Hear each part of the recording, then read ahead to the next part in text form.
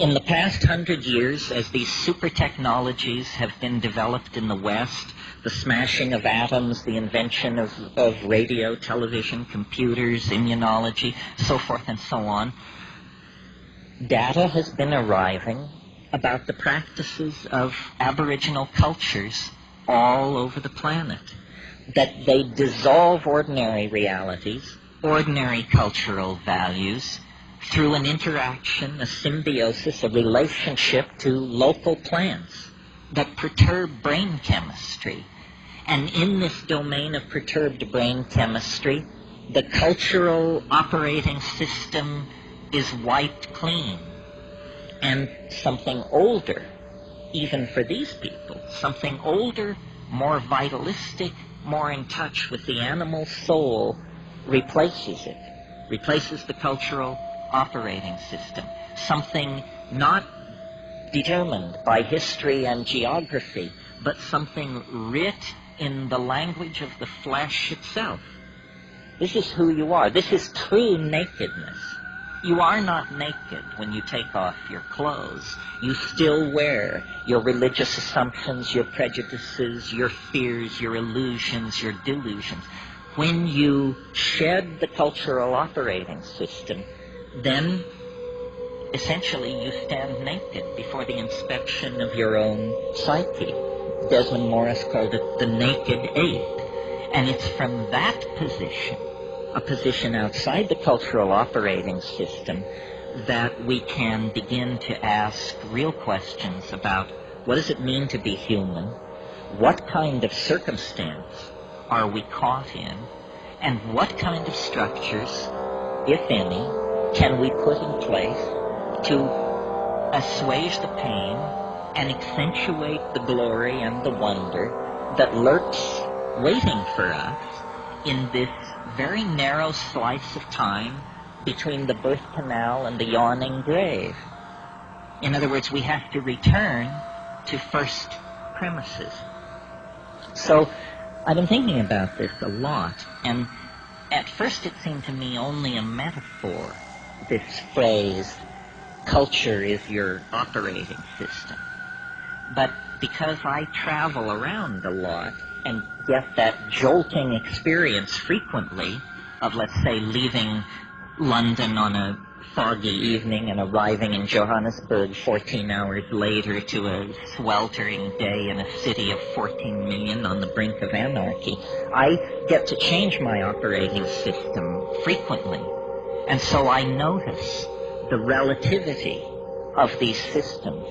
And some work for some things and some for others. For instance, if you are a positivist, if you're running Positivism 4.0, you can't support UFOs. Positivism 4.0 does not support UFOs. If, on the other hand, you're running Urantia Book 5.1 as your operating system, UFOs and a number of other things can get in through the door. That is what we would technically say is a more tolerant operating system, or its plug-in support special effects denied the positivist. Well, it's fun to think this way because it shows you that you don't have to be the victim of your culture. It's not like your eye color or your height or your gender. It's fragile. It can be remade if you wish it to be. And then the question is, well, how does one download a new operating system? Well, first of all, you have to clear some space on your disk. The best way to do this is probably with a pharmacological agent. You think of some while I have a drink of water.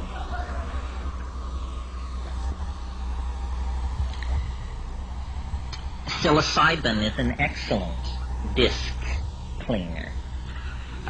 You can put a lot of things in the trash and have them just disappear with a psilocybin upgrade.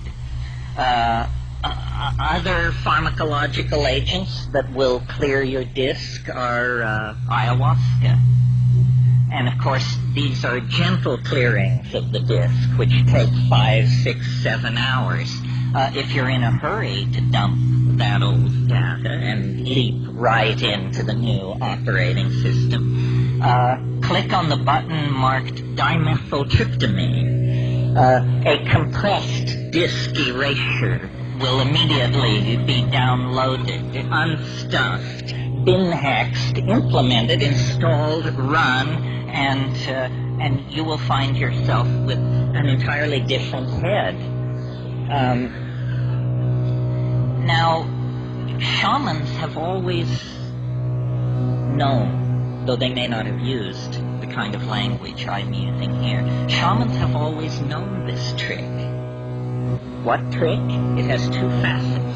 First of all, that culture is an operating system. That's all it is.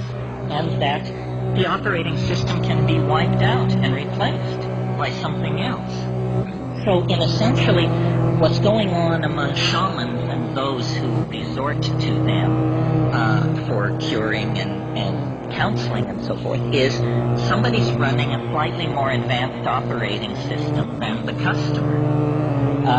The shaman is in possession of certain facts about plants, about animals, about healing, about human psychology, about the local geography, about mojo of many different sorts that the client is not aware of. The client is running culture light.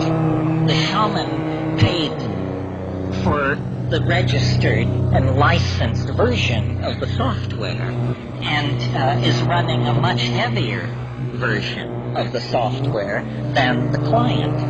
I think we should all aspire to make this upgrade. It's very important that you have all the bells and whistles on your operating system. Otherwise, somebody is going to be able to get a leg up on you. Well, what's wrong with the operating system that we have? Consumer capitalism 5.0 or whatever it is. Well, it's dumb. It's retro. It's very non-competitive. It's messy. It wastes the environment. It wastes human resources. It's inefficient. It runs on stereotypes. It runs on a low sampling rate, which is what creates stereotypes. Low sample rates make everybody appear alike, when in fact the glory is in everyone's differences. And the current operating system is flawed. It actually has bugs in it that generate contradictions. Contradictions such as we're cutting the earth from beneath our own feet. We're poisoning the atmosphere that we breathe. This is not intelligent behavior. This is a culture with a bug in its operating system that's making it produce erratic, dysfunctional, malfunctional behavior. Time to call a tech. And who are the techs? The shamans are the techs.